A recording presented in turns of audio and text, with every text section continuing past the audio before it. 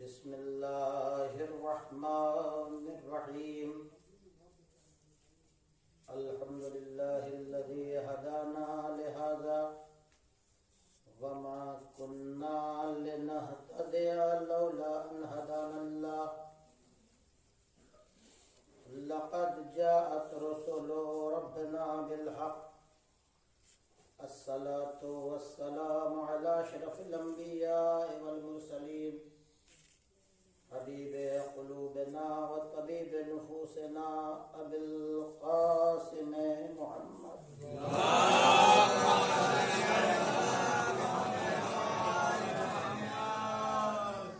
وآله الطيبين الطاهرين المعصومين ولعنة الله على أعدائهم أجمعين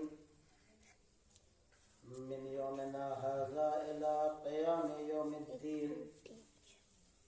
أما بعد فقد قال رسول الله صلى الله عليه وآله وسلم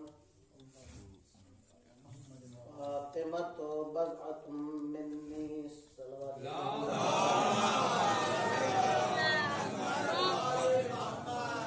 حافظہ سے گزارش ہے کہ ایک مرتبہ سورہ الحمد اور 3 مرتبہ سورہ توحید کی تلاوت فرما ہے. سلمہ خاتون بنت محمد رضی مرحوم اور سکینہ خاتون بنت ذل حسنین مرحوم.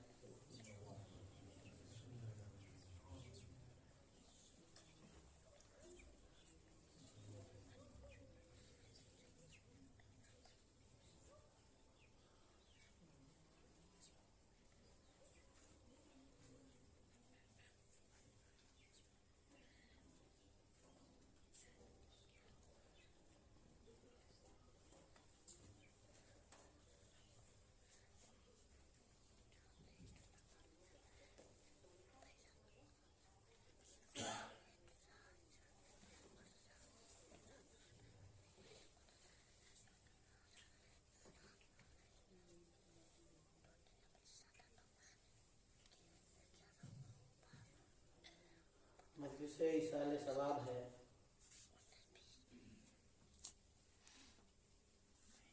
اور ایک فرزند نے اپنے ماں اور دادی کی ایصال ثواب کی مجلس برپا کی ہے. یقیناً ماں ایک ایسی نعمت ہے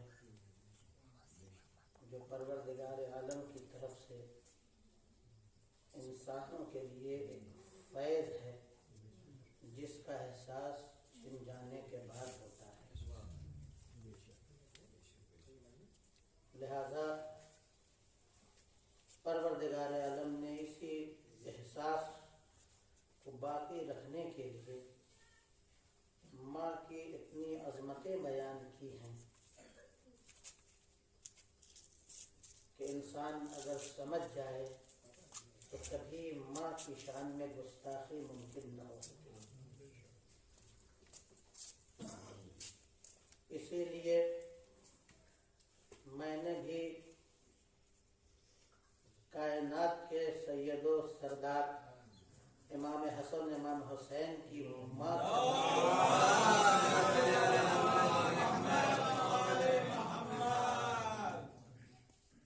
ہم سب کی ماں فاطمہ زہرا سلام اللہ علیہا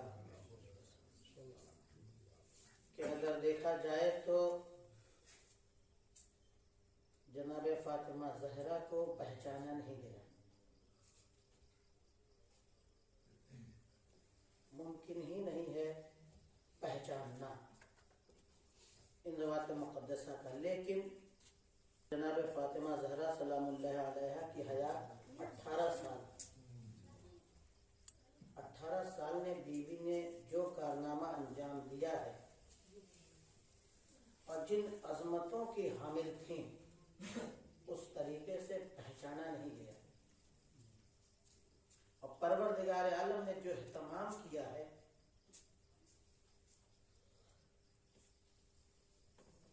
اس کا بھی ایک الگ انداز ہے. پروردگار عالم جناب فاطمہ کو پہچانوانے کے لیے خاص اہتمام کیا. لہذا آپ اگر تاریخ اٹھا کے دیکھیں تو پتہ چلے گا ہمارے ائمہ نے کیا کہا ہے، کہ سارے ائمہ نے ان کو کیا کہا ہے، صدیقہ کبریٰ، عصمت کبریٰ، عصمت کبریٰ کا لقب دیا گیا ہے۔ معصومہ، معصوم کسے کہتے ہیں؟ دو لفظیں ہیں، ایک لفظ ہے محفوظ اور ایک لفظ ہے معصوم۔ محفوظ وہ ہوتا ہے جو اپنے آپ کو گناہوں سے بچاتا ہے، محفوظ کرتا ہے، وہ ہے محفوظ۔ معصوم اسے کہتے ہیں جسے خدا تمام برائیوں سے دور رکھتا ہے۔ محفوظ وہ ہوتا ہے جو خود سے برائیوں سے بچتا ہے، معصوم وہ ہوتا ہے جسے خدا برائیوں سے الگ رکھتا ہے۔ یہی وجہ ہے کہ آیہ تطہیر میں پروردگار عالم نے کیا کہا ہے، انما یرید اللہ لیذھب عنکم الرجس اہل البیت ویطہرکم تطہیرا۔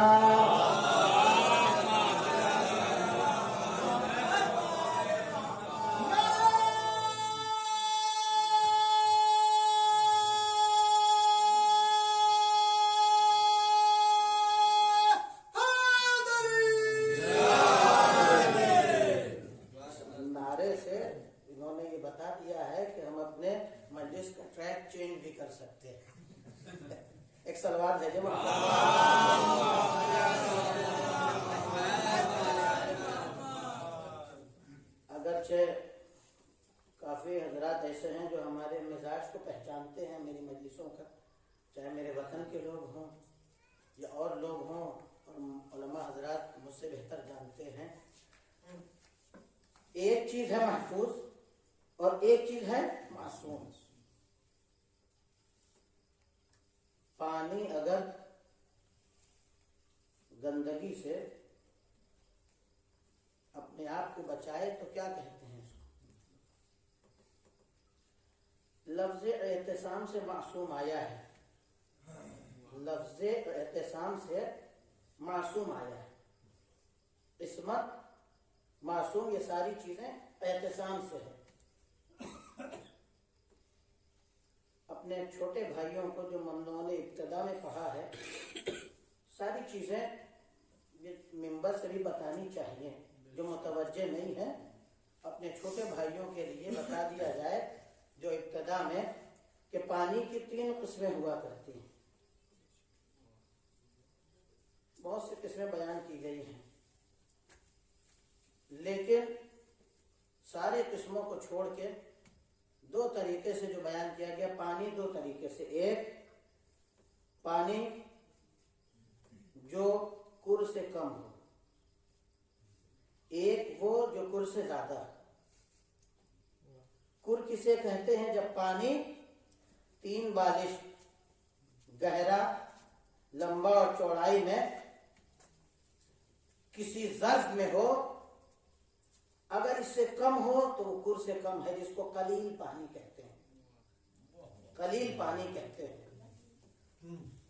اور کثیر پانی اسے کہتے ہیں ہمارے فقہ اصطلاح میں، ہمارے احکام کے اصطلاح میں کیا کہتے ہیں اس کو؟ قلیل پانی کہتے ہیں، جو کر سے کم ہو۔ مولانا حضرات بیٹھے ہیں، میری تائید کریں گے۔ اور کر سے زیادہ اگر پانی ہے تو اس کو کثیر پانی کہتے ہیں۔ کر کی پانی کی خاصیت یہ ہے کہ چاہے جتنا صاف ہو، نجاست کا ایک قطرہ گرا سارا کا سارا پانی نجس ہو جائے گا۔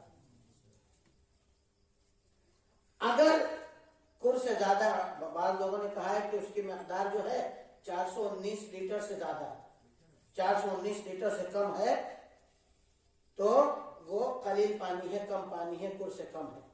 اگر زیادہ ہے، اسی لیے کہا جاتا ہے کہ کبھی بھی ٹنکی اگر لگائیں تو جو پانی آپ کو مل رہا ہے وہ ہمیشہ 420 یا تقریباً 500 کے لیول سے پانی کو آپ اپنے گھروں میں گرائے تاکہ کوئی بھی چیز اگر دھو رہے ہوں تو کثیر پانی سے دھوئیں. اگرچہ اس پہ توجہ نہیں دیا جاتا ہے، صرف مسائل کے شاید اس وقت نہ سمجھنے کی بنیاد پر، یا جو پلمبر کو بلایا جاتا ہے شاید اس کو نہیں معلوم اور وہ کام کر کے چلا جاتا ہے. کوشش یہ کرنی چاہیے، ورنہ اگر اس سے کم پہ آپ نے لگایا ہے تو ہو سکتا ہے قلیل پانی ہو اور جیسے ہی آپ کے نجس چیز سے ملے تو وہ سارا کا سارا پانی نجس ہو اور پھر اس کی چھینٹیں بھی مشکل میں پڑ جائیں گی. لہذا اس طرف متوجہ ہونے کی ضرورت ہے. قلیل پانی جو کل سے کم ہو، کثیر پانی جو کل سے زیادہ ہو. کل کی خاصیت یہ ہے کہ اگر اس میں نجاست پڑ جائے تو خود بھی پاک رہتا ہے اور جو نجاست پڑ جاتی ہے اس کو بھی اپنے اندر ضم کر دیتا ہے، وہ بھی پاک ہو جایا کرتا ہے. یعنی یہ پانی نجس نہیں ہوتا ہے، دوسروں کو پاک کر دیا کرتا ہے. یہ کل پانی کی کیا ہے؟ خاصیت ہے. اس کا مطلب یہ ہے کہ کسی حد تک یہ جو کل پانی ہے اپنے اندر نجاست محو کر کے اس کی خاصیت یہ ہے کہ پاک رہتا ہے. آگے بڑھا جائے، لیکن ہمارے یہاں فقہ میں یہ بھی کہا گیا ہے کہ اگر یہی کر کا پانی نجاست کی وجہ سے اپنا رنگ، بو اور مزہ بدل دے، نجاست اتنی زیادہ ہو کہ اس نجاست کی وجہ سے اس کا مزہ تبدیل ہو جائے، نجس چیز کا زیادہ اس پہ اثر ہو جائے مزے میں، یا رنگ بدل جائے. توزن مسائل اٹھا کے دے سکتے ہیں، فقہ کی کتابیں مراجع کے دیکھ سکتے ہیں، ساری چیزیں آپ اٹھا کے دیکھیں کہ اگر یہ مزہ بدل جائے، اگر کل سے زیادہ پانی ہے تو وہ بھی نجس ہو جائے گا. اس کا مطلب یہ ہے کہ کل پانی کے اندر بھی ایک مرحلے تک اپنے آپ کو محفوظ کرنے کی صلاحیت ہے. کل پانی کو بھی ایک مرحلے تک اپنے آپ کو پاک رکھنے کی صلاحیت ہے. جتنا وہ اپنے آپ کو ان ساری چیزوں سے محفوظ رکھے گا، خود بھی پاک ہوگا، دوسروں کو بھی پاک کرے گا. اس کا مطلب یہ ہے کہ صلاحیتوں کا ہونا ضروری ہے انسان کو پاک رہنے کے لیے. صلاحیتوں کا ہونا ضروری ہے. اب آپ اٹھا کے دیکھیں، جتنا پانی زیادہ ہو جائے، پانی کی خصوصیت ہے کہ ہر چیز کو پاک کر دیتا. تالاب کا پانی ہو، دریا کا پانی ہو، ندی ہو، ٹھیک ہے، حتیٰ سمندر کو دیکھ لیجیے، ساری چیزوں کو پاک کر دیتا ہے. ساری چیزوں کو سمندر کا پانی پاک کر دیتا ہے، دریا کا پانی پاک کر دیتا ہے، ساری چیزوں کو پاک کر دیتا ہے.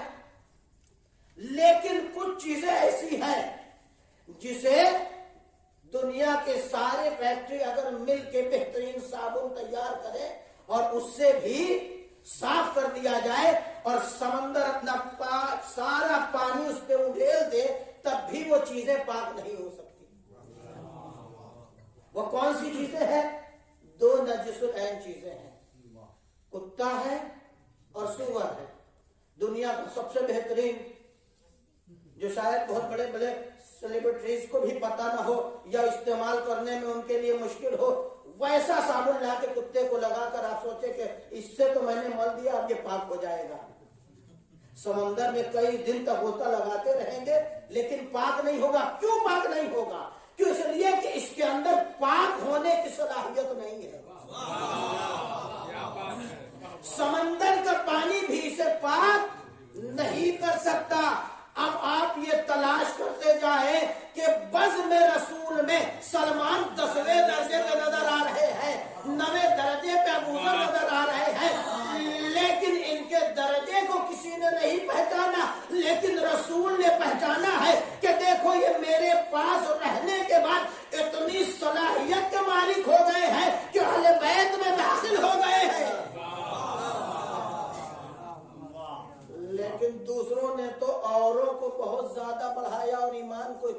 قوی پہنچا دیا کہ اپنا ایمان بیچ بیٹھے دوسروں کے ایمان کو ثابت کرنے کے لیے، اپنا ایمان بیچ بیٹھے۔ مسئلہ صحابیت کا ہے، کسی صحابی میں اٹھا کے بتا دیجیے۔ میں تو یہ کہتا ہوں کہ معیار صحابیت یہ ہے کہ رسول کہے کہ یہ میرا صحابی ہے۔ سلمان کے لیے کہا نا، ابو ذر کے لیے کہا، کسی اور کے لیے کہا کہ کسی درجے پہ کوئی ایک درجہ دے دیتے، نہیں دیا، اس لیے کہ مسئلہ ظرف کا تھا۔ پانی سمندر کا پاک کر سکتا ہے، لیکن پاک ہونے والوں میں ظرف ہونا چاہیے۔ دو جانور ایسے ہیں جس میں صلاحیت ہی نہیں ہے پاک ہونے کی، لاکھ سمندر کا پانی ہو، الماء المعتصم کہا گیا ہے وہ پانی جو خود بھی پاک رہتا ہے اور دوسروں کو پاک کرنے کی صلاحیت رکھتا ہے، اس کو کیا کہتے ہیں؟ الماء المعتصم، یعنی وہ پانی جو خود بھی پاک ہوتا ہے اور دوسروں کو پاک کرتا ہے۔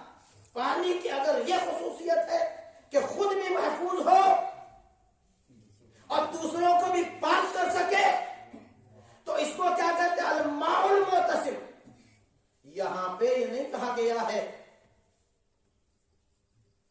کہ پانی جو دوسروں کو پاک کر رہا ہے، اعتصام نے اس نے محفوظ کیا ہے، اپنے اندر یہ صلاحیت پیدا کی ہے کہ یہ خود بھی پاک ہے اور دوسروں کو بھی پاک کرنے کی صلاحیت رکھتا ہے، اور ہر شے کو پاک کرتا ہے، دو چیزوں کے علاوہ ہر شے کو پاک کرتا ہے۔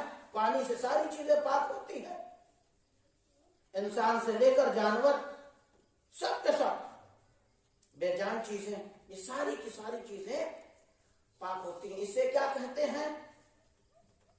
یہ پانی کی صفت ہے، الماء المعتصم ہونا۔ لیکن معصوم کون ہے؟ معصوم وہ ہے، یہ ساری چیزیں محفوظ، پانی اتنا زیادہ ہو جائے تب ہو جایا کرتا ہے، اس منزل پہ پایا، لیکن معصوم کہتے ہیں کسے؟ معصوم کہتے ہیں اسے جس کو پروردگار آدم تمام آلودگیوں سے اور گناہوں سے پاک رکھتا ہے۔ اس کا مطلب یہ ہے کہ جس کے کردار کی ذمہ داری خدا لیتا ہے وہی معصوم ہوتا ہے۔ عصمت کے درجے ہیں، ملائکہ بھی معصوم ہیں، انبیاء بھی معصوم ہیں، پروردگار عالم نے درجہ رکھا ہے، سب معصوم ہیں۔ شہزادی کی عظمت کو پہچانے، پروردگار عالم نے جس کو بھی معصوم بنایا ہے تو لوگوں کو یہ بتا دیا ہے کہ کیسے پتا چلے کہ یہ معصوم ہے اور یہ معصوم نہیں ہے۔ ہم کو کیسا پتا چلے گا؟ فرشتے تو کوئی گناہ کرتے ہی نہیں ہیں، ان کو تو جو کہہ دیا ہے، خواہشات ہے ہی نہیں جو گناہ کر سکے، تو ان کا تو اپنا الگ درجہ ہے۔ لیکن جب سے بشریت جناب آدم سے چلی ہے، اگر اس میں آپ اٹھا کے دیکھیں تو ہم کیسے پہچانے کہ کون معصوم ہے؟ سوال ہوتا ہے نا، کیسے پہچانے کہ معصوم ہے؟ مسئلہ فرشتوں کا تو الگ ہے کہ ان کے خواہشات ہی نہیں ہے، ہم سمجھتے ہیں گناہ ہی نہیں کرتے، جو جہاں ہے وہیں پہ رہے گا، ہرگز اس سے الگ ہو ہی نہیں سکتا۔ اور ابھی تذکرہ ہوا ہے فطرس کا، کسی برادر نے جناب فطرس کا اور شعر پڑھا نا کسی نے، کیا شعر تھا؟ جناب فطرس کے سلسلے میں بڑے اچھا شعر آپ نے بیان کیا ہے، وہ ذرا پڑھیں، اس کی تشریح ہو جائے۔ ایک سوال ہے محمد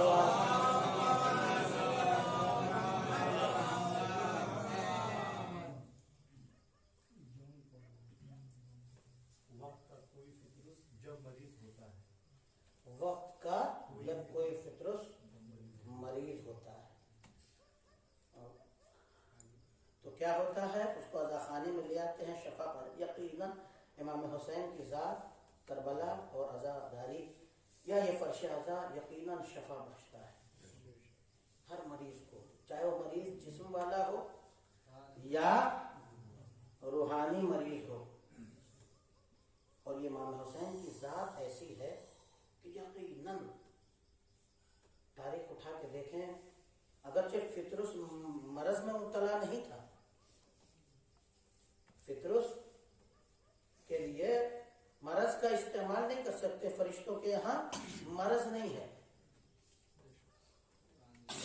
لہذا یہ مریض تو شعراء اپنا الگ سے ڈھونڈ لیا کرتے ہیں، چاہے کہ اردو کی مشکل ہے جو عربی کو صحیح سے منتقل نہیں کر پاتے ہیں، یا کیا وجہ ہے.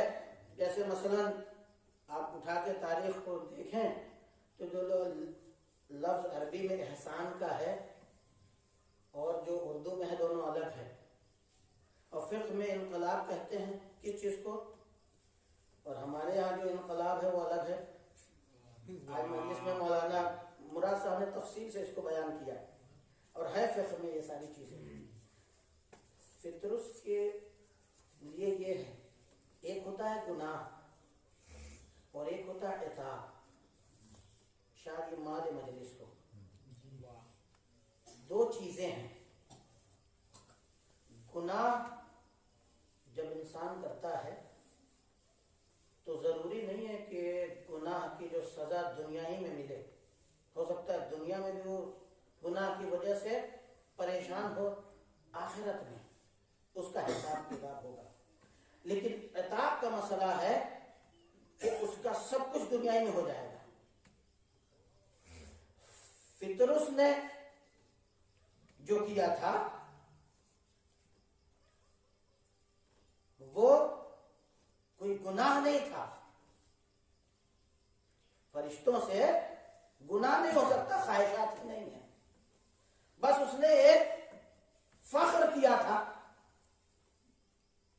جس پہ پروردگار عالم نے عتاب نازل کیا تھا. تو اس کا سدبات دنیا میں ہونا ہی تھا، ہونا تھا. اور اس سے بہتر کیا موقع ہوگا کہ پروردگار عالم نے حسین کے ذریعے سے اس کے عتاب کو ختم کر دیا.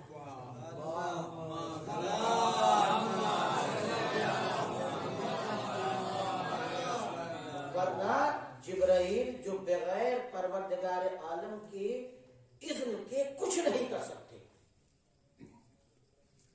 امین وحی ہے.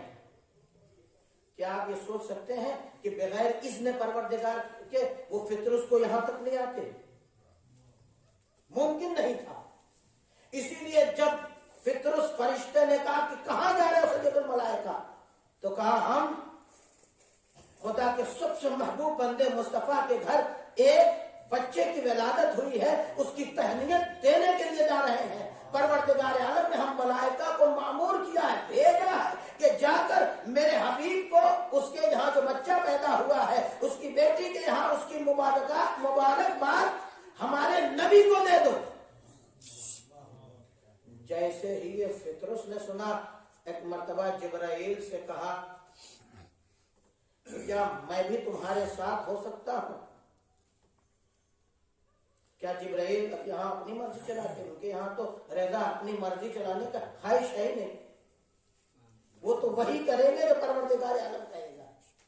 علماء کہتے ہیں کہ جبرائیل نے اذن پروردگار عالم کے ذریعے سے فطرس کو ہمراہ لیا اور لینے کے بعد تہنیت پیش کیا، رسول کریم کو مبارکباد پیش کیا، اور مبارکباد پیش کرنے کے بعد کہا کہ یا رسول اللہ کچھ کہنا ہے؟ کہا جس کی مبارکباد دینے کے لیے آئے ہو اس کے پاس اس فرشتے کو لے جاؤ. اس فرشتے کو لے گئے. ہوا کیا؟ پروردگار عالم نے اس کے عتاب کو ختم کر دیا، صرف جھولے سے مس ہو گیا. عتاب ختم ہو گیا کیا؟ جھولے کے مس ہونے سے. حسین جس جھولے میں ہو اس جھولے کے اندر ایسے آثار ہو جاتے ہیں کہ وہ فرشتوں کے عذاب کو ختم کر دیتا ہے.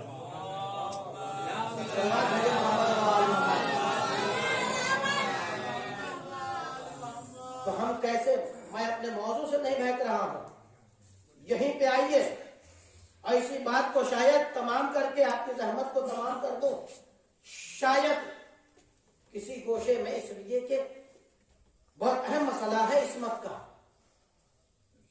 معصوم ہونا بہت بڑا کمال ہے. عصمت سب کو پروردگار ہے. عصمت مقام شکر کا نام ہے، مقام فخر کا نام نہیں ہے. اچھا، عصمت مقام شکر کا نام ہے، مقام فخر کا نام نہیں ہے. اگر مقام فخر ہوتا تو پھر ہمارے انبیاء عصمت ملنے پہ فخر کرتے. لیکن عصمت جن کو دی گئی ہے نا، ان لوگوں نے ہمیشہ پروردگار عالم کا شکر ادا کیا ہے. ہر مرحلے میں معصوم ہونے کا اور نہ ہونے کا ایک بہت بہترین ثبوت جو ہمارے سامنے پیش آیا وہ یہی تھا کہ جو معصوم نہیں تھا وہ اکڑ گیا. جو معصوم تھے، کسی بھی مرحلے میں تھے، وہ پروردگار عالم کے اس عصمت کے شکر کے لیے جھک گئے. پروردگار عالم کے فرمان پہ جھک جانا یہ انسانوں کے یا کسی کے بھی عصمت کی دلیل ہوا کرتی ہے، اور اکڑ جانا یہ شیطانی ہونے کی دلیل ہے. شیطان اکڑ گیا. وہ ملائکہ کے درمیان رہ رہا تھا تو اس کو یہ گمان تھا کہ ہم بھی معصوم ہیں. شیطان کو گمان عصمت تھا، عصمت نہیں تھی اس کے پاس. گمان کبھی ہوتا ہے نا کہ اگر لوگ دنیا میں دیکھیں تو کسی بڑے کے ساتھ رہتے ہیں تو اس بڑے سے بھی اپنے آپ کو زیادہ بڑا سمجھنے لگتے ہیں. ہوتا ہے دنیا میں کہ اگر کسی کے ساتھ ایسے جس کا کسی معاشرے میں ایک منزلت ہو، ایک وقار ہو، کوئی منصب پہ ہو اور اس سے زیادہ اٹیچ ہو کہ اس سے زیادہ قربت ہو جاتی ہے، تو یہی ہوا کرتا ہے کہ وہ صاحب مرتبے سے زیادہ اپنے آپ کو سمجھنے لگتا ہے. شیطان کے یہاں عصمت نہیں تھی، گمان عصمت. چونکہ عبادت کی وجہ سے پروردگار عالم نے کیا کیا تھا اس بارگاہ میں، اس لیے کہ جن تھا کانا میں جن، قرآن نے کہا کہ شیطان جنوں میں سے تھا. اب جنوں میں رہنے کے بعد جنوں کی کیا تھے؟ پروردگار عالم نے اپنی عبادت کے لیے خلق کیا تھا. اور جن جو اس زمانے میں پیدا ہوئے انسانوں سے پہلے کی مخلوق ہے، پیدا ہوئے تو اللہ نے عبادت کے لیے پیدا کیا، لیکن عبادت نہیں کرتے تھے، بقیہ سارا کام کرتے تھے. عبادت کے علاوہ مار کاٹ خون خرابہ سب کچھ کرتے تھے. تبھی تو فرشتوں نے دیکھا اور کہا زمین کی مخلوق یہی تھی، یہی پروردگار عالم نے پہلے بنا کر بھیجا تھا ان جنوں کو اپنی عبادت کے لیے. کہا بھی وما خلقت الجن والانس الا ليعبدون، میں نے جنوں کو نہیں پیدا کیا مگر یہ کہ وہ ہماری عبادت کریں. ہم نے انسانوں کو پیدا نہیں کیا مگر یہ کہ وہ عبادت کریں. یہ کہا ہے نہیں جنوں کو. علامہ نقل صاحب نے اپنی تاریخ اسلام میں یہ بات لکھی ہے کہ پروردگار عالم کی عبادت نہیں کرتے تھے، بقیہ سارا کام کیا کرتے تھے. تبھی تو فرشتوں نے کہا تھا کہ پروردگار عالم تو کیا تو ایسے کو زمین پر بھیجے گا، اس لیے کہ مخلوق کو دیکھ رہے تھے کہ زمین پہ فساد ہی فساد ہے. تو جو دیکھا تھا فرشتوں نے کہہ دیا تھا. اب ان فرشتوں نے ایک نے ان جنوں میں ایک نے بہت زیادہ عبادت کیا، چپے چپے پہ شیطان نے عبادت کیا. اور عبادت کی وجہ سے اللہ کسی کی بھی کوشش کو ضائع نہیں کرتا. اس کو یہ منزلت مل گئی کہ وہ فرشتوں کے درمیان رہنے لگا. जब फरिश्तों के दरमियान रहने लगा तो अपने से ऊंचों के दरमियान रहने के बाद खुद भी सोचता है कि हम भी वही हो गए है। मैंने बयान किया है ना, तो शैतान को यही गुमान हो गया था। और ये गुमान जो है ना बहुत खतरनाक हुआ करता है। जो जिस लायक है उसी लायक रहे तो ज्यादा अच्छा है। और यही अकड़ हो जाती, तकब्बुर हो जाता है। इसी को कहते हैं कि जो है नहीं लेकिन गुमान करते कि हम तो ये हैं। ये बहुत खतरनाक चीज है। और यही पता चलता है कि कौन शैतान है, कौन रहमान की पैरवी करने वाला है। मासूम नहीं था, गुमान इस्मत। लिहाजा परवरदिगार आलम ने जैसे ही कहा कि सजदे में चले जाओ, क्या हुआ? जहां इस्मत नहीं थी वहां अकड़ गया, जहां इस्मत थी वो मकाम शुक्र में सजदे में गुजरा। तो इस्मत मकाम शुक्र का नाम है, मकाम फख्र मुबाहात और अकड़ का नाम नहीं है। अब मासूम परवरदिगार आलम, तूने जिसको भी मासूम बनाया, कैसे पता चले कि ये मासूम है? कैसे पता चले? तो परवरदिगार आलम ने इसका इंतजाम किया। जिनको भी बशर में मासूम बनाया उनको अपना ओहदा दे दिया। जिनको भी मासूम बनाया उन्हें अपना ओहदा दे दिया। 1,24,000 अंबिया सब के सब मासूम। पता चल गया कि यह है मासूम। जिनको ओहदा नबुव्वत या रिसालत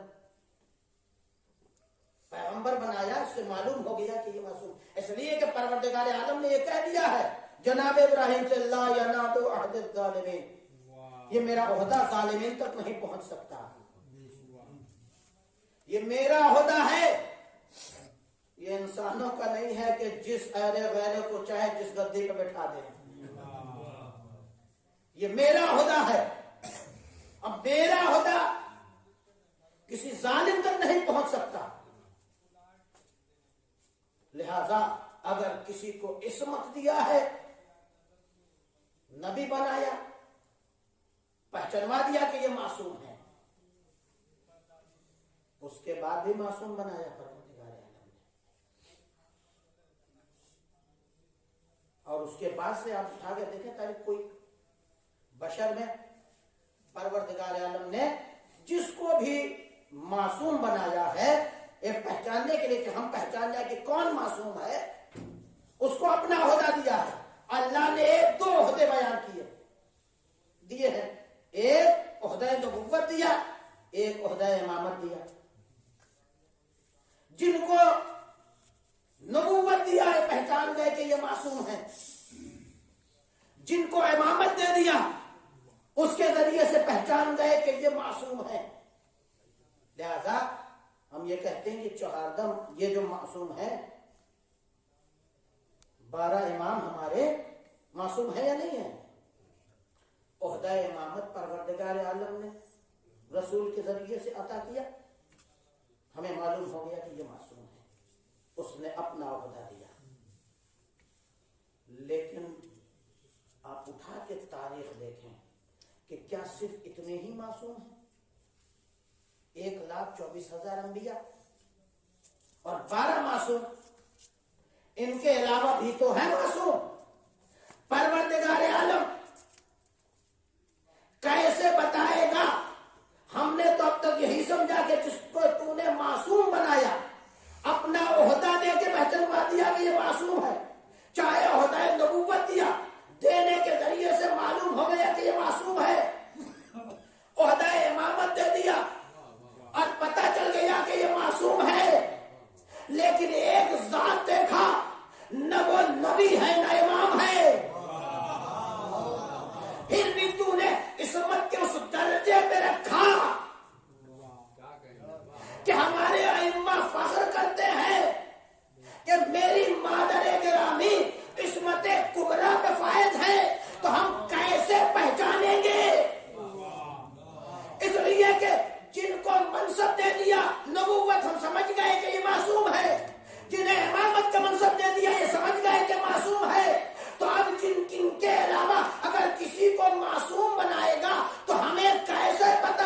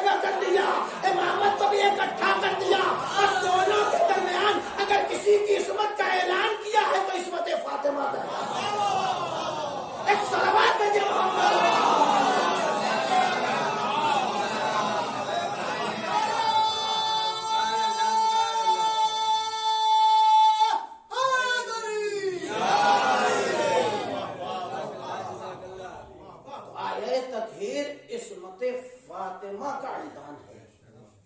اسی لیے تو فاطمہ کی چادر کا انتخاب، فاطمہ کے گھر کا انتخاب.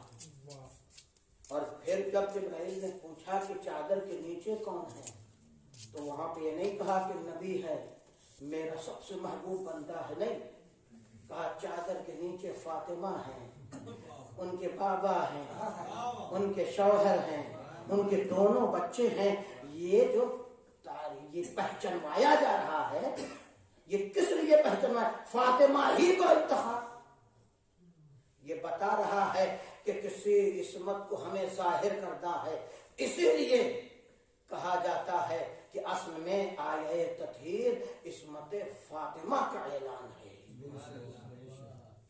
کہ یہ ہے فاطمہ جن کے گھر پروردگار عالم صرف فاطمہ نہیں بلکہ تمام نبوت اکٹھا ہے، وہ سارے نبوت اکٹھا ہے، امام اکٹھا ہیں، اور وہاں پہ عصمت کا اعلان ہو رہا ہے. یہ ہے فاطمہ زہرا. پروردگار عالم نے جس ذات کو، ڈاکٹر علی شریعتی نے کتاب لکھا ہے بہت پہلے، شاید راہ اسلام جو ہمارے بزرگ جانتے ہوں گے. راہ اسلام ایک زمانے میں دلی سے رسالہ آتا تھا ہمارے بچپنے میں. اس میں ایک مضمون آتا تھا جو میں اپنے طالب علمی کے زمانے میں جب لکھنؤ میں پڑھتا تھا، 90 سے لے کر 95-6 تک میں لکھنؤ میں طالب علم تھا، تو پڑھتا تھا. اس میں راہ اسلام میں 2 مضامین ضرور پڑھتے تھے چونکہ یہ سلسلہ وار آتا تھا. بقیہ سب کے الگ الگ مضامین آتے تھے. 2 مضامین، ایک فتنہ شرک و بدعت اور اتحاد اسلام. یہ مضمون رہتا تھا مہدی رضوی گوپال پوری کا. یہ مسلسل آیا ہے بہت دنوں تک. اور دوسرا آتا تھا فاطمہ فاطمہ ہے، فاطمہ فاطمہ ہے. یہ ڈاکٹر علی شریعتی بہترین رائٹر گزرے ہیں ایران میں. ان کے کچھ مضامین تھے، اس کو انہوں نے مسلسل تسلسل کے ساتھ سے بہت دنوں میں، آج کل کتابوں کی شکل میں آ گئی. تو اس زمانے میں وہ شعور نہیں تھا. مطالعہ کبھی کبھی ہو جایا کرتا تھا، اس وقت ذہن میں یہ رہتا تھا کہ مضمون ہے، کچھ کبھی پڑھ لیا. لیکن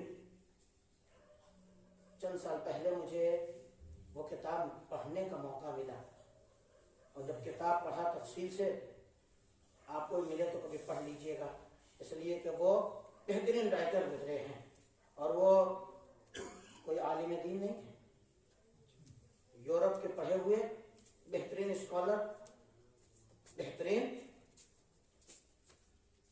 دین فہم، اچھے رائٹر ڈاکٹر علی شریعتی.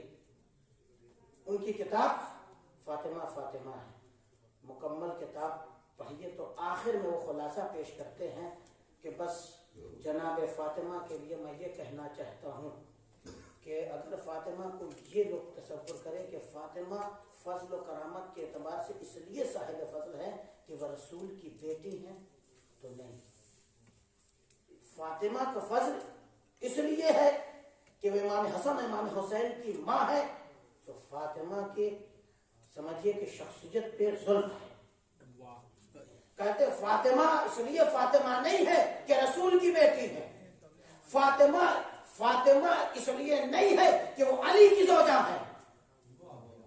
زوجیت ہو سکتی ہے کسی حد تک کسی کے لیے فضل، لیکن فاطمہ جو ہے وہ یہ لکھتے ہیں کہ فاطمہ اس لیے نہیں ہے کہ یہ علی کی زوجہ ہے، حسنین کی ماں ہے، نبی کی بیٹی ہے. اگرچہ زمانے میں اگر کوئی عورت نبی کی بیٹی ہو جائے یہ اس کے فخر اور فضل کے لیے ہی کافی ہے.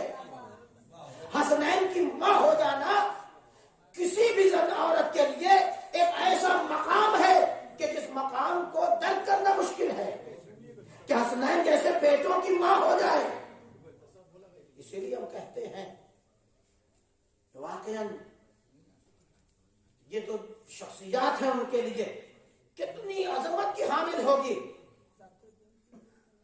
آپ نے سنا ہے جناب خدیجہ کے لیے، خدیجہ کس کی ماں ہے؟ اگر تصور کر لیں تو سمجھ میں آئے گا کہ خدیجہ کون ہے۔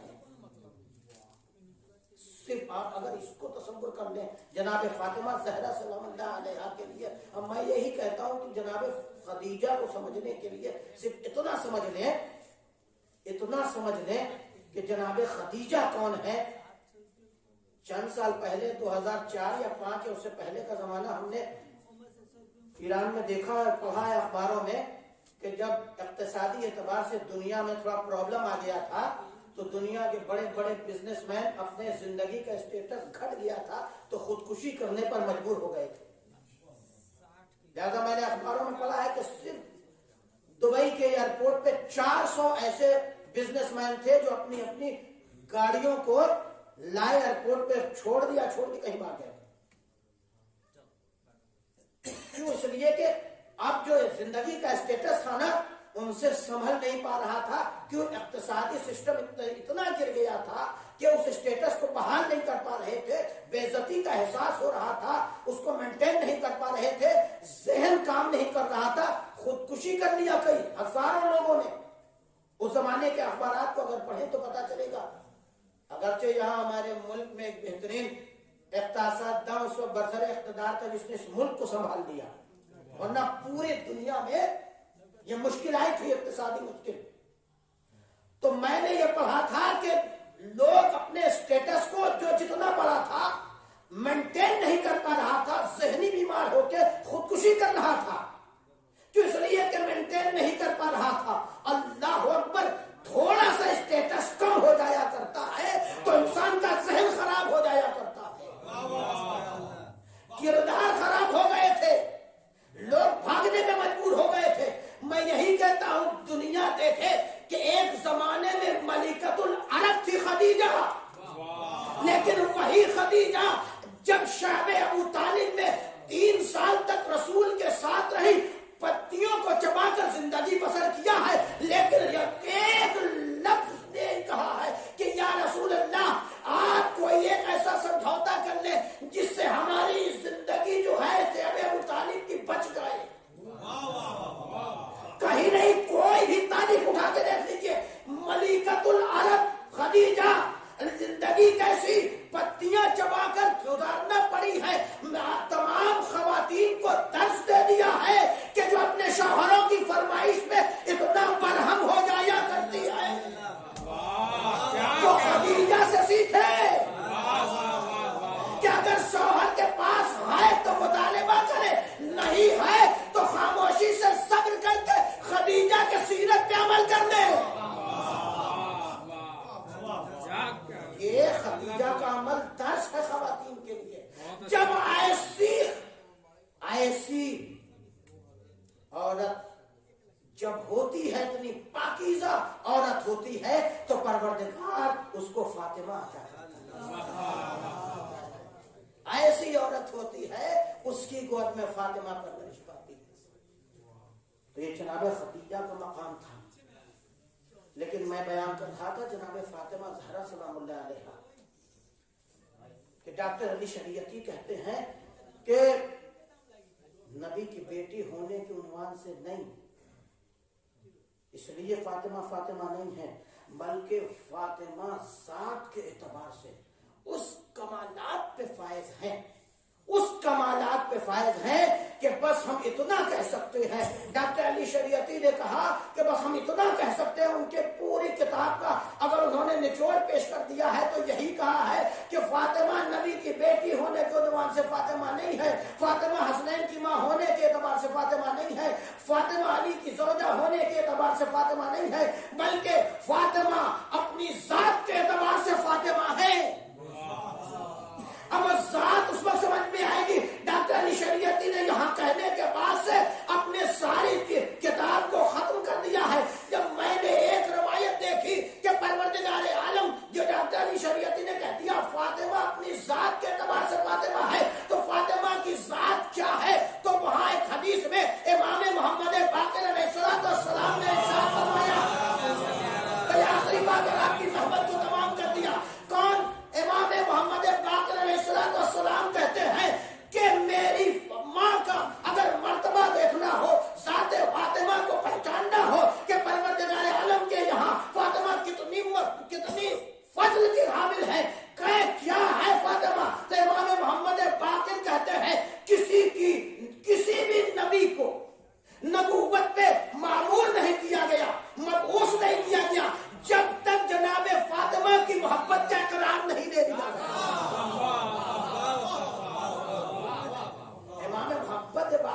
कहते हैं कि वो किसी भी नबी को नबुव्वत पे मामूर नहीं किया गया, मबूस नहीं किया गया आलम अरवाह में, जब तक परवरदिगार आलम ने इन ज़वात से जनाबे फातिमा की मोहब्बत का, उनकी मारिफत का एहतराम नहीं किया। फातिमा किस मंजिल पे है कोई क्या जाने, नहीं जानते थे, तभी तो इतना जुल्म उठाया।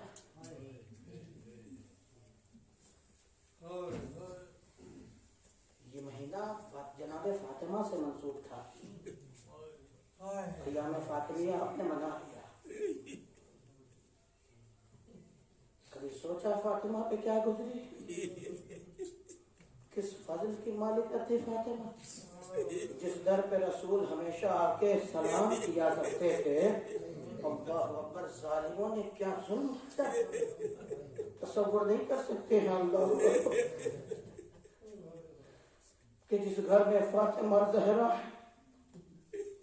फातिमा क्या है अली से पूछो, फातिमा क्या है। हमारे उस्ताद मोहतरम फरमाते थे कि फातिमा क्या है अली से पूछो। वो अली जो इतना बड़ा शजा था, जो हर मुश्किल को आसान कर दिया करता था, लेकिन एक मरहला आया जब या फातिमा कह के चिल्लाने लगा। अली जानते थे कि फातिमा क्या है। फातिमा ने उस वक्त, अल्लाहू अकबर, आप एहसास नहीं करेंगे फातिमा ने कौन सा कारनामा अंजाम दिया है और अली के लिए फातिमा क्या थी। एक औरत, अल्लाहू अकबर, एक इंसान को अगर उठा के देखें, अगर किसी के एक पजरे की हड्डी टूट जाए, उसके लिए बिस्तर से उठना महाल हो गया करता है। जब उठता है तो सबसे पहले हाथ उस पजरी पे जाता है और एक मर्तबा आह कहता है, सांस लेना दुश्वार हो जाया करता है। अल्लाह अकबर, फातिमा ज़हरा सलामुल्लाह अलैहा ने जानते क्या किया, जब तक जिंदा रही पसलियां टूट गई थी, लेकिन अपने बच्चों को हाथ पकड़ा। पकड़ने के बाद शब के सन्नाटे में तमाम मदीने के लोगों के पास रहती थी जाकर कि तुमने तो सुना था कि मेरे पापा ने अली को वजीर में क्या बनाया था, फिर तुम क्यों वजीर भूल गए। ये जनाबे शहजादी का दस्तूर था। शहजादी पसलियां टूटी थी, लेकिन अली की विलायत का पास था। अल्लाह अकबर, ये कैसा जुल्म था। लेकिन जनाबे फातिमा सारी चीजों को भूल गई थी। अली जानते थे, अली जनाबे फातिमा ज़हरा को, अल्लाह अकबर, जानते थे कि फातिमा कौन है। इसलिए सारे दर्द अपना जो भी होता था, रसूल के बाद अली पे वो मुसीबतें आई हैं जिसको बयान करना मुश्किल है। और इसीलिए फातिमा ज़हरा सलामुल्लाह अलैहा गिरिया करती थी। एक दिन मौलाए कायनात ने जनाबे शहजादी को गिरिया करते हुए सुना। सुनने के बाद करीब आए, फातिमा आप इतना गिरिया क्यों कर रही है। मैं जानता हूँ आप जब बाबा का आपसे जुदा हो जाता है सख्त है। कोई फातिमा जैसा बेटी की बेटी हो और किसी का अगर मोहम्मद जैसा बाप हो और दुनिया से गुजर जाए, बहुत सख्त है उसके लिए जीना। जानते शहजादी ने क्या कहा। शहजादी ने कहा, अली मैं अपने बाबा को आज नहीं रो रही हूँ। अली मैं अपने बाबा को नहीं रो रही हूँ। कहा फिर शहजादी आपको रोने का सबब क्या है। कहा अली मैंने ये सुना है कि आप अगर मदीने में निकलते हैं तो लोगों को सलाम करते हैं। अल्लाह अकबर, तो कोई आपको उसका जवाब नहीं देता। एक मतलब ये कहने के बाद गिरिया करने लगती है। अल्लाह अकबर, ये कहने के बाद एक मतलब मौलाए कायनात ने शहजादी को समझाया, कहा मदीना बदल गया है बीबी, लेकिन जब तक आप है। अल्लाह अकबर, अली ने कहा कि अली को कोई गम नहीं है जब तक आप जिंदा है। अल्लाह अकबर, लेकिन अल्लाह अकबर उन पर हला आया। ارادہ آیا کہ اب شہزادی کان میں دے جائیں، بہت پریشان ہے، وہ دن کسی کو نہ دکھائے۔ خطیب تمادا ایران کے بہت بڑے عربی زبان کے خطیب تھے، قزوین میں ان کی قبر ہے۔ انہوں نے بہت بڑے عالم دین کے خواب کو بیان کیا، خواب کو بیان کیا، اس کو میں بعد میں بیان کروں گا، پہلے اتنا سن لیں کہ ایک واقعہ، ایک شخص تھا جس نے اپنے بیوی کو غصے میں آیا، کوئی بیوی سے غلطی سرزد ہو گئی تھی، وہ غصے میں تھا، باہر سے آیا، بہت زیادہ پریشان تھا، سوال کیا، بیوی نے کوئی غلط جواب دیا، کیا ہوا؟ غصے میں آیا اور بیوی کو ایک تماچا، بیوی نے اپنے ہاتھوں سے اپنے چہرے کو چھپایا اور گریہ کرنے لگی۔ کچھ دیر وہ اپنے بیوی کو ایک تماچا لگا کر چلا گیا، باہر گیا، دوست ملے، ناراض تھا۔ کچھ دیر کے بعد، کچھ گھنٹے کے بعد دل تھوڑا سا آرام ہوا، اس نے احساس کیا کہ میں نے بہت بڑی غلطی کی ہے، مجھے ڈانٹنا چاہیے تھا، کچھ بھی کہنا چاہیے تھا، بیوی کو مارنا نہیں چاہیے تھا، یہ اس نے سوچا۔ پریشان ہو کر گھر میں آیا، آنے کے بعد زوجہ کے سامنے بیٹھ گیا اور کہا، بیوی مجھے معاف کر دے، میں نے بہت بڑا ظلم کیا تیرے حق میں، مجھے یہ کرنا نہیں چاہیے تھا، کیا کروں، غصے میں آ گیا تھا، غصے پہ کنٹرول نہیں تھا، یہ مجھ سے غلطی سرزد ہو گئی ہے۔ اللہ اکبر۔ وہ بھی مومنہ تھی، کہے میرے والی و وارث، یقیناً تم باہر سے کسی پریشانی میں آئے تھے اور ہم سے بھی تم سے گفتگو کرنے میں اس طریقے سے ہمیں پہچان میں نہیں آیا کہ تم کیا سوچ رہے تھے، کس پریشانی میں آئے تھے، ایسی باتیں کہیں جو تمہیں ناگوار گزر گئی اور تم نے یہ قدم اٹھایا ہے۔ اللہ اکبر۔ اب وہ شرمندہ تھا اور بیوی کہتی کہ میں نے معاف کر دیا۔ ایک مرتبہ بہت زیادہ شرمندہ ہوا تو بیوی نے اپنے آنکھوں میں آنسو لانے کے بعد، آنکھوں سے آنسو جاری تھے، اور کہا کہ میں معاف کر دوں گا لیکن ایک شرط پہ، میں معاف کر دوں گی لیکن ایک شرط ہے۔ کہا بیوی بتا دے کیا بات ہے، کون سی شرط ہے؟ کہا اگر اب کبھی تمہیں غصہ آ جائے مجھ پر، اب مجھ سے نہایت ہی کوئی غلطی سرزد ہو جائے اور تمہارا ہاتھ اٹھ جائے تو خبردار تو ایک شرط ہم سے یہ لگا لے، یہ شرط ہمیں قبول ہے اگر تجھے تو پھر ہمیں آج ہی معاف کر دیتے ہوں۔ کہا کیا شرط ہے؟ کہ اگر کبھی بھی تمہیں یہ احساس ہو جائے اور یہ غلطی ہمارے اندر جو ہے یا کچھ ایسی بات ہو جائے اور تمہیں غصہ آ جائے اور تیرا ہاتھ اٹھ جائے تو دیکھ لینا کہ گھر میں میرے بچے نہ ہوں، گھر میں میرے بچے نہ ہو۔ ایک مرتبہ جیسے اس نے سنا، کہا بیوی یہ کون سی شرط ہے؟ کہا جانتے ہو چند گھنٹہ پہلے تم نے جو تماچا مارا تھا بچوں پہ یہ اثر ہوا ہے کہ ابھی تک بچے سہمے ہوئے ہیں، بچے سہمے ہوئے ہیں۔ اللہ اکبر۔ یہ کہنے کے بعد وہ معصومہ نے رونا شروع کر دیا۔ میں نے فوراً مدینے کا رخ کیا۔ ہائے مدینہ، امام حسن تھے 7 برس کے، امام حسین تھے 6 برس کے، جناب شہزادی 4 اور 3 سال کی تھی، زینب اور ام کلثوم ان کے سامنے ظالم نے فاطمہ کو ایسا تماچا لگایا۔ اللہ اکبر۔ غضب ہو گیا، بچے سہمے سہمے ہوتے ہیں، وہاں پہ کسی نے تماچا مارا۔ اللہ اکبر۔ یہی وہ واقعہ ہے جس کو مرحوم عالم نے اپنے ایک استاد سے نقل کیا ہے۔ وہ یہ کہتے ہیں کہ خواب میں عالم نے پوچھا امام حسین سے، یہ بتائیے کہ آپ پہ سب سے سخت وقت کب پڑا ہے؟ جب آپ ہمیشہ مشکل میں آئے ہیں اور اس کو یاد کر کے گریہ کیا ہے۔ اللہ اکبر۔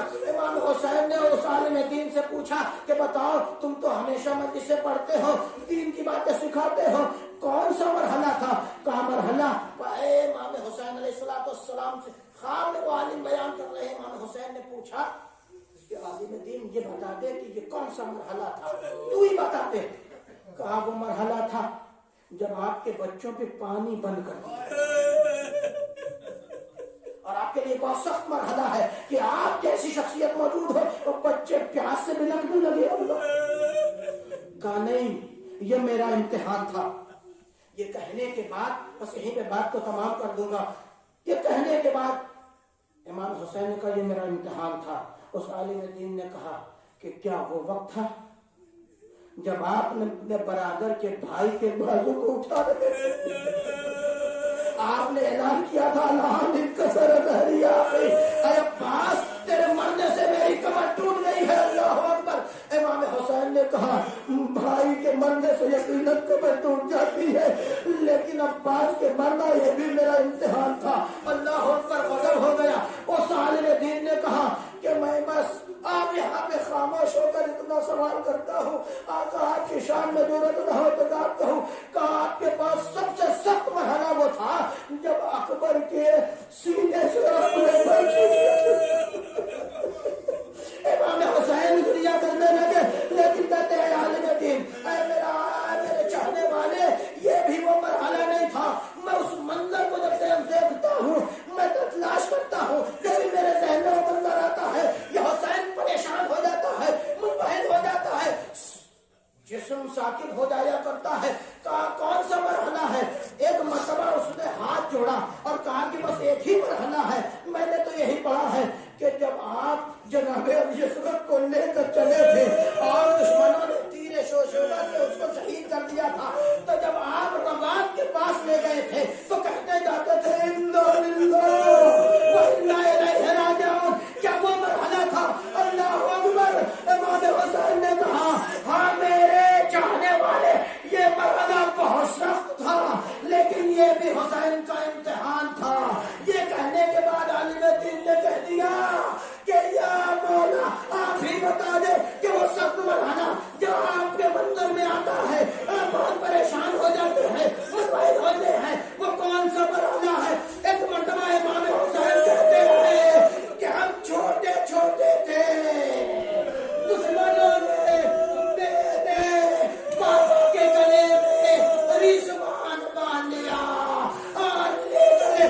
میری ماں نے جیسے ہی پاپا کا دامن تھاما, میں بچہ تھا, دشمنوں نے میرے ماں کے ایسے گندے مارے, ماں کا ہاتھ شل ہو گیا اور ایک جلی بڑا ایسا تماچا مارا. حسین کو یہ منظر کبھی بھی نہیں بھولا. اب بھی روتا ہوں کہ آئے جس کے گردن ہو اس کے ماں کو اس طریقے ظلم ایام